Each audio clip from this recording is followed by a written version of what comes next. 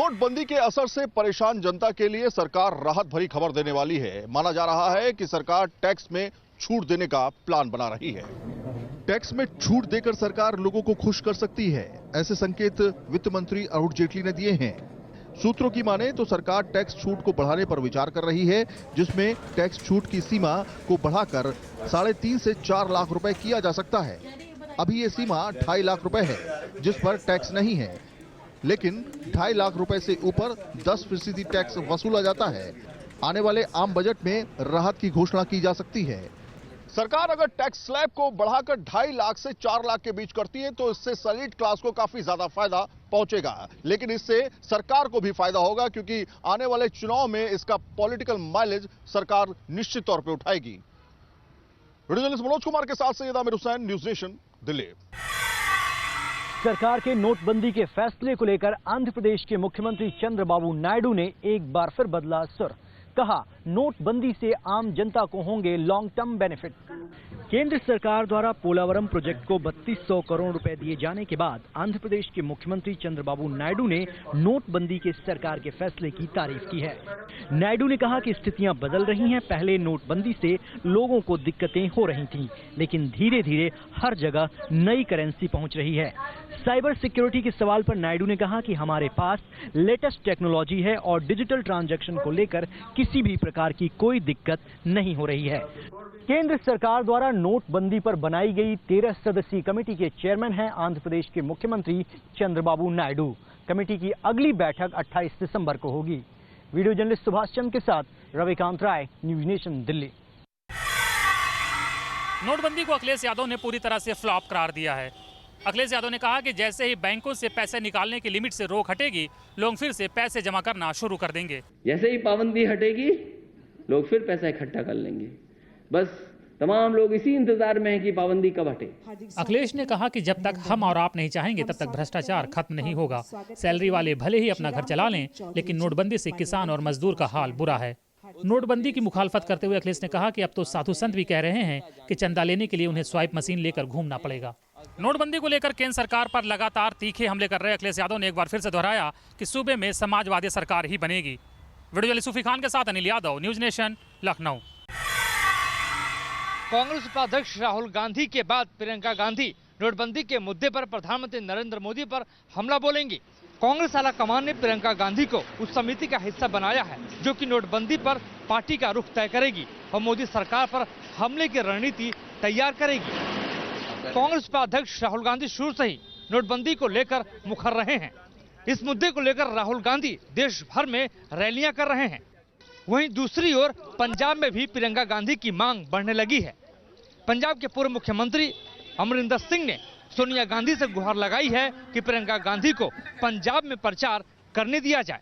आलाकमान को ये लगने लगा है कि अगर राहुल और प्रियंका एक साथ नोटबंदी के मुद्दे पर नरेंद्र मोदी पर हमला बोलेंगे तो इसका असर ज्यादा होगा। वीडियो जर्नलिस्ट जयराम यादव के साथ मोहित राज दुबे, न्यूज नेशन, दिल्ली। आज लखनऊ में बीएसपी सुप्रीमो मायावती ने केंद्र की बीजेपी और यूपी की समाजवादी सरकार को आड़े हाथों लिया। यूपी में कांग्रेस और समाजवादी पार्टी पर बीजेपी के इशारों पर सियासत करने का आरोप भी लगाया। मायावती ने प्रेस कॉन्फ्रेंस कर कहा कि समाजवादी पार्टी और कांग्रेस के बीच गठबंधन को बीजेपी के इशारे का इंतजार है। बीजेपी के मर्जी के मुताबिक ही इस पर आखिरी मुहर लगेगी और ऐसा तब होगा जब बीजेपी को लगेगा कि इन दोनों के साथ आने से उसे सीधा फायदा पहुंचेगा। सपा कांग्रेस पार्टी के साथ गठबंधन करके भी यहाँ प्रदेश की सत्ता में वापस आने वाली नहीं। नोटबंदी के सवाल पर बीएसपी सुप्रीमो मायावती ने कहा कि नोटबंदी के गलत फैसले के बाद बीजेपी एंड कंपनी के चेहरे से नूर उतर गया है। वीडियो जर्नलिस्ट मोहम्मद फहीम के साथ विनोद मिश्रा, न्यूज नेशन, लखनऊ। नोटबंदी के बाद दिल्ली में हुई लूट की 2 बड़ी वारदातें दिल्ली पुलिस ने सुलझाई। 9,42,000 रुपए और 3 किलो सोना बरामद। 23 दिसंबर को हरिनगर इलाके में एक ज्वेलर की कार से 2 लड़कों ने 3 किलो सोने की 3 ईंटें लूट ली थीं। 3 किलो सोना लूटने वाले 2 बदमाशों को दिल्ली पुलिस ने गिरफ्तार कर सोने की तीनों ईंटें बरामद कर ली हैं। दूसरी वारदात दिल्ली के पांडव नगर इलाके में 19 दिसंबर को दिन दहाड़े हुई थी, जब एटीएम में पैसा डालने आई कैश वैन से मोटरसाइकिल सवार 3 बदमाशों ने बंदूक की नोक पर 10 लाख रुपए का कैश लूट लिया था। इस सिलसिले में पुलिस ने 3 बदमाशों को गिरफ्तार कर उनके पास से 9,48,000 रुपए बरामद कर लिए हैं। दिल्ली पुलिस के आंकड़ों के मुताबिक नोटबंदी के बाद दिल्ली के अपराधों में खासी गिरावट दर्ज की गई थी, लेकिन लूट की इन 2 वारदातों ने दिल्ली पुलिस की नींद उड़ा रखी थी। वीडियो जर्नलिस्ट गौरव अरोड़ा के साथ रुमानुल्लाह खान, न्यूज नेशन, दिल्ली। कर्नाटक के चिंतामणि में एलपीजी गैस सिलेंडर से भरी 2 ट्रकों में लगी आग, 900 सिलेंडर हुए ब्लास्ट। ये तस्वीरें हैं कर्नाटक के चिकबल्लापुर जिले के चिंतामणि इलाके की। रात करीब 1 बजे एक निजी गैस एजेंसी के गोडाउन के बाहर खड़ी एलपीजी सिलेंडरों से भरी एक ट्रक में आग लगी। देखते ही देखते आग इस तरह से फैल गई कि इस ट्रक के साथ खड़ी दूसरी ट्रक ने भी आग पकड़ ली और कुछ ही समय में दोनों ट्रक जलकर राख हो गई। प्राथमिक जांच के मुताबिक आग ट्रक में शॉर्ट सर्किट होने की वजह से लगी। अच्छी बात यह रही कि इस घटना में कोई हताहत नहीं हुआ। दमकल विभाग की आधा दर्जन गाड़ियों को आग बुझाने में 2 घंटे लगे। चिकबल्लापुर पुलिस ने मामला दर्ज कर घटना की जांच शुरू कर दी है। वीडियो जर्नलिस्ट मधु के साथ यासर मुश्ताक, न्यूज नेशन, बेंगलुरु। दुनिया भर में मशहूर सबरीमाला मंदिर में रविवार रात अफरा तफरी का माहौल हो गया। यहाँ भारी संख्या में श्रद्धालु जुटे थे मंडला पूजा में शामिल होने के लिए, लेकिन अचानक मची भगदड़ में दर्जनों श्रद्धालु जख्मी हो गए हैं। केरल के पथानामथिट्टा जिले में मौजूद सबरीमाला का अयप्पा स्वामी मंदिर में यह हादसा उस वक्त हुआ जब मंडला पूजा शुरू होनी थी। मंडला पूजा से पहले ही वहां भारी संख्या में लोगों की भीड़ इकट्ठा हो गई।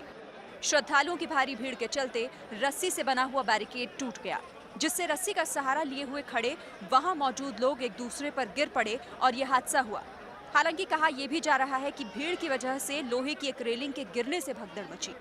इससे पहले भी सबरीमाला मंदिर में साल 2011 में भगदड़ मची थी, जिसमें 106 श्रद्धालुओं की जान चली गई थी।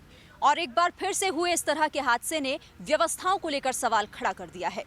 वीडियो जर्नलिस्ट देव कुमार चौबे के साथ शीरीन, न्यूज नेशन। भारत ने किया सबसे पावरफुल एटमी मिसाइल अग्नि 5 का परीक्षण। 20 मिनट में जा सकती है 5000 किलोमीटर, चीन से लेकर इटली तक की मारक क्षमता।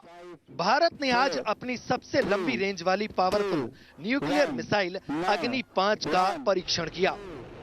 डीआरडीओ के मुताबिक ये 5000 किलोमीटर रेंज तक कवर कर सकती है। ईस्ट में चीन, फिलीपींस और वेस्ट में यूरोप के इटली तक ये मिसाइल पहुंच सकती है। अग्नि 5 सतह से सतह पर मार करने वाली मीडियम से इंटरकॉन्टिनेंटल रेंज की मिसाइल है। इसका ये चौथा परीक्षण है। अग्नि में 85% स्वदेशी तकनीक का इस्तेमाल किया गया है। 1000 किलो तक वॉरहेड अग्नि ले जा सकती है।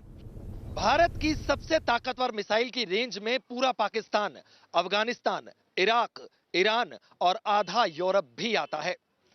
वीडियो जर्नलिस्ट सुमित्रो घोष के साथ Suraj Arora, News Nation, Delhi.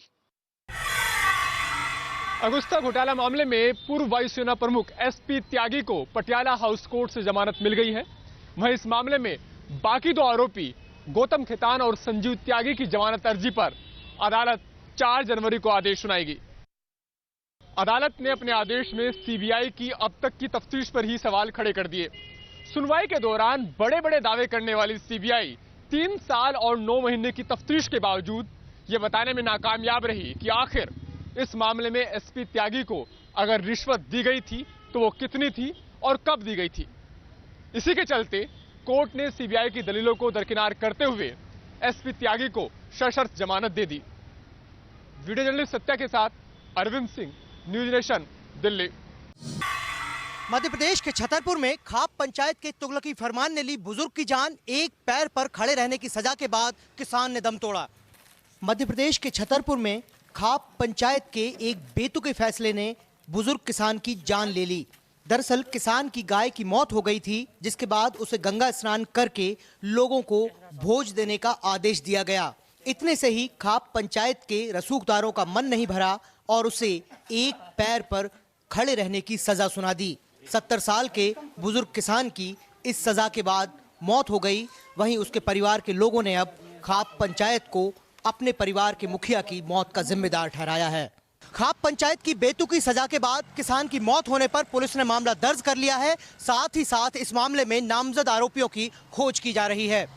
Video journalist अभय के साथ तीरथ श्रीवास्तव, न्यूज नेशन, भोपाल। श्रीनगर में खुश्क मौसम की वजह से हर रोज टेम्परेचर में डिप देखा जा रहा है। वहीं श्रीनगर में आज मिनिमम टेम्परेचर -5.1 डिग्री रिकॉर्ड किया गया। कश्मीर में शीत लहर का प्रकोप जारी है। आज जहां श्रीनगर में टेम्परेचर -5.5 डिग्री रिकॉर्ड किया और पहलगाम में -6.4 डिग्री रिकॉर्ड किया गया। वहीं मेट डिपार्टमेंट ने प्रेडिक्ट किया है कि अगले 24 घंटों में मौसम खुश्क ही रहेगा, जिसकी वजह से टेम्परेचर में और भी गिरावट देखने को मिल सकती है। वीडियो जर्नलिस्ट मोहम्मद यूनिस के साथ Idris loan, news nation, Srinagar.